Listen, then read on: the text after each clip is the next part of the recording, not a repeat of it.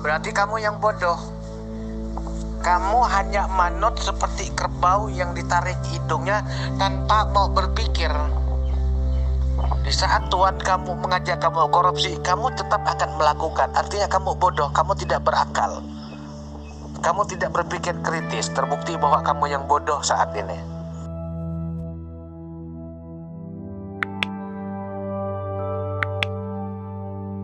Kalau kamu ngomong seperti itu, kamu tidak bisa melengkapi jawabannya, bisa saya jelaskan.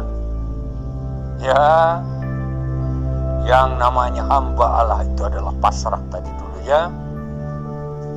Tidak neko-neko. Apa yang disuruh, dia lakukan semuanya, gitu. Tidak memilih-milih, ini harus saya kerjakan ini. Kalau hamba seperti itu, apa kata Tuhannya dia lakukan. Apa kata Tuhannya? Dia lakukan dengan setia. Itu tidak menyimpang kiri kanan, tidak memilih-milih pekerjaan. Itulah hamba Tuhan. Kalau Yesus walaupun penderitaan yang harus dihadapi, dia lakukan. Walaupun kematian dia lakukan, dia melakukan. Itulah sebagai hamba. Tidak bisa menolak. Itu. Oke ya, teknologi, kristologi, ngomong hamba pun tidak tahu menjelaskan apa itu makna hamba. Oke ya. Tak logis kau punya pendapat. Apakah hamba harus menuruti semua apa yang dikatakan oleh tuannya? Tidak selalu juga seperti itu. Perkataan Tuhan itu harus disaring juga dengan akal sehat. Kalau Tuhan yang nyuruh hamba makan tai, maulah kamu makan tai. Gak logis sekali. Ini lebih menyimpang lagi tuh. Udah, gak usah masuk lah. Namanya hamba ya harus seperti itu. Lebih dari itu harus dia lakukan. Itulah hamba. Kematian pun dia harus lalui. Yang salib dia harus lalui. Kematian dia harus lalui. Itu hamba. Kamu nggak bisa ikutan dah. Saya ini ada kecerdasan. Lebih tolol lagi daripada yang tadi. Nggak usah lagi nimbrung loh. Serius kita? Kamu katakan saya tolol. Mari kita debat serius. Anda pernah keok dengan saya di Zoom dan Anda tidak bisa menjawab. Anda tidak bisa menjawab di Zoom. Ya. Nah, oke. Kalau Anda katakan saya tolol, silahkan kita buka materi baru, kita bahas bersama, silahkan. Kita buktikan siapa yang bodoh, siapa yang tolol, siapa yang bego. Tentang pemahaman hamba tadi, kamu tolol itu ya, akui dulu. Tidak paham kamu, akui dulu itu. Sekarang begini, secara logika, kamu katakan saya tolol. Sekarang begini, secara logika, kalau seorang tuan menyuruh hambanya untuk memakan tai, apakah kamu juga mau manut ikut makan tai? Begitu, ayo coba jawab secara logika. Kalau namanya hamba, ya harus mau. Kalau tidak mau, bukan hamba namanya. Berarti kamu hamba gila. Hamba gila, bagaikan seekor kerbau yang dicucuk hidungnya, ditarik ke sana ke sini, mau, oh saya ogah. Saya tidak mau seperti itu. Saya mau menjadi hamba waras yang mana perintah Tuhan yang saya turuti harus berasaskan akal sehat. Berarti kamu hamba gila. Ini teman debat.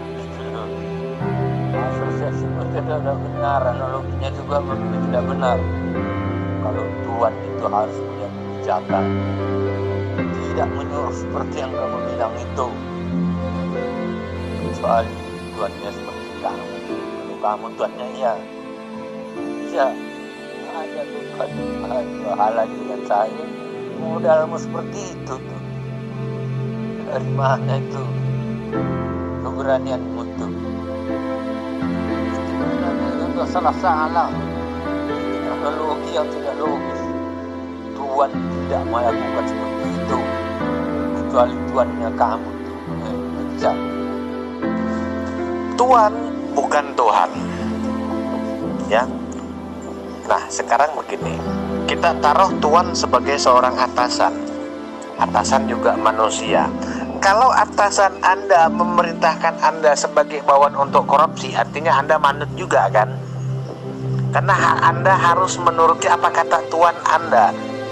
Anda sebagai hamba harus menuruti apa kata Tuan Anda. Di saat Tuan Anda menyuruh Anda korupsi, sesuai dengan statement Anda, berarti Anda juga harus ikutan korupsi. Ya, siapa yang lebih berakal sehat di sini? Siapa yang bodoh di sini?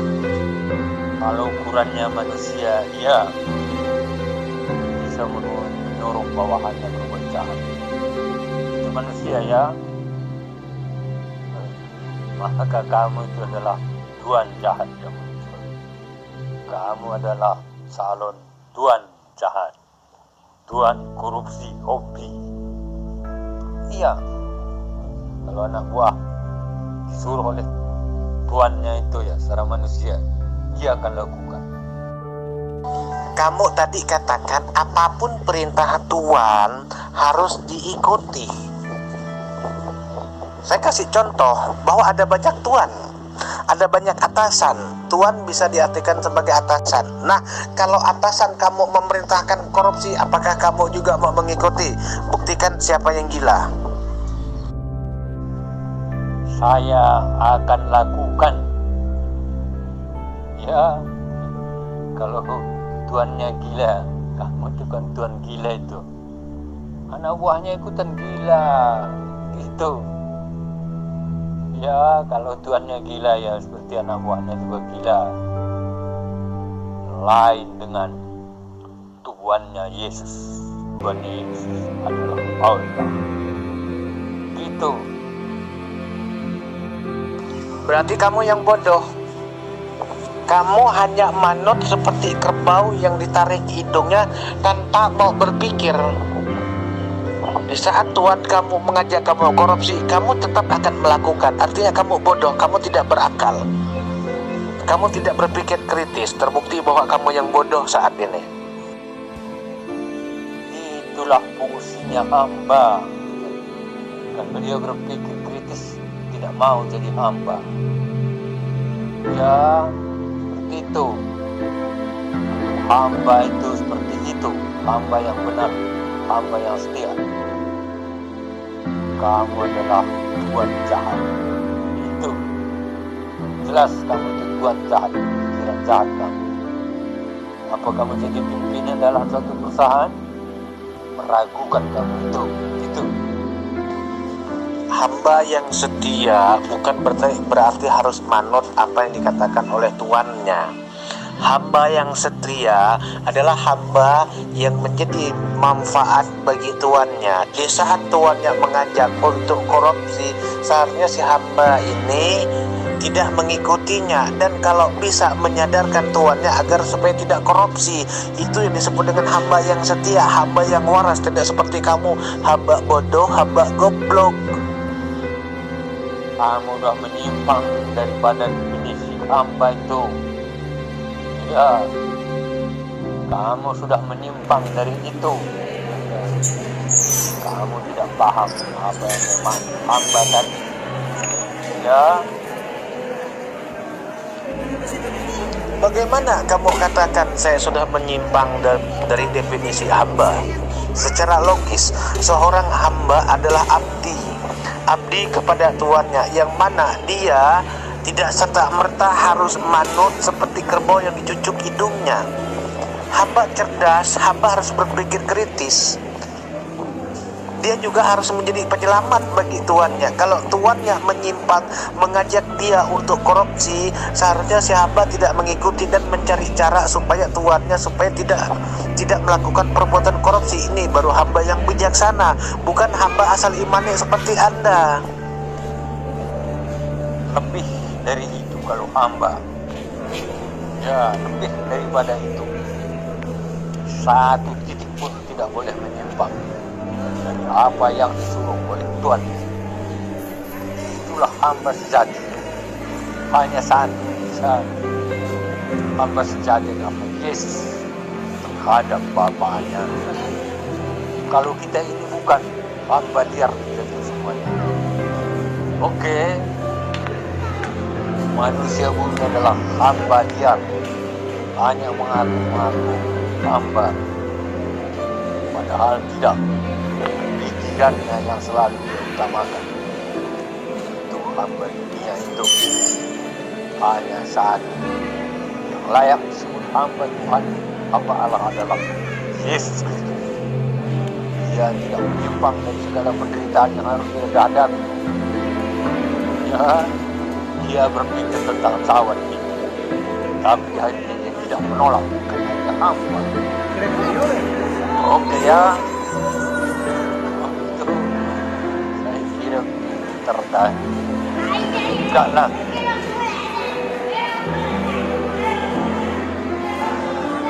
Debat dengan kamu membuat orang semakin bodoh, dan itu fakta. Dan ini omongan kamu menunjukkan sebagaimana apa yang ada di dalam iman kamu. Artinya nggak boleh kritis, asal imani, asal percaya, walaupun itu nggak logis, walaupun itu menjerumus kepada kejahatan dan kemungkaran. Ya, itulah melambangkan daripada iman kamu. Makanya tidak mencerdaskan debat seperti kamu. Kamu melambangkan seorang hamba yang bodoh, hamba yang kolot, hamba yang goblok. Sementara saya melambangkan seorang hamba yang kritis, hamba yang menjadi penyelamat bagi tuannya, bukan hamba yang malah menjerumuskan tuannya. Oke, saya akhiri, saya tinggalkan Anda karena berdebat dengan Anda bukan yang menambah kepintaran saya, tapi kayaknya semakin akan membuat saya tambah goblok. Silakan dilanjut dengan yang lain, Anda saya abaikan. Yang namanya hamba, iya, tidak boleh nyimpang kiri kanan apa yang dikatakan tuannya itu. Sekalipun penderitaan maut di depannya harus dia lalui, itu hamba. Ya, itu artinya hamba. Bukan bawahan, itu hamba. Beda pengertiannya hamba dengan bawahan atau asisten. Itu beda. Hamba itu spesial, hanya satu-satunya manusia, Yesus sebagai hamba. Oke ya.